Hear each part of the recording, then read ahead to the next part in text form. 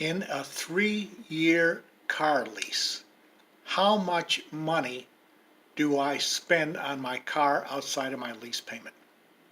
Anyways, I'm showing you here. This was my first lease car, a 2005 Chrysler. That's Sharon, and we are down in Everglades City at the famous Oyster House.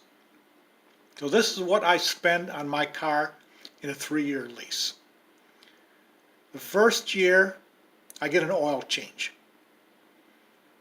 but I don't pay for it. Generally, the dealer pays for the first oil change. Then the second year, I get another oil change. That one I pay for. Anywhere between $50 and $60 for the oil change.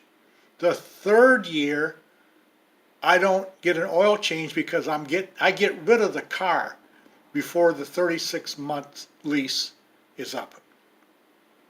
So that is my expense out of pocket for a 3-year car lease is one oil change, $50 to $60. That's it.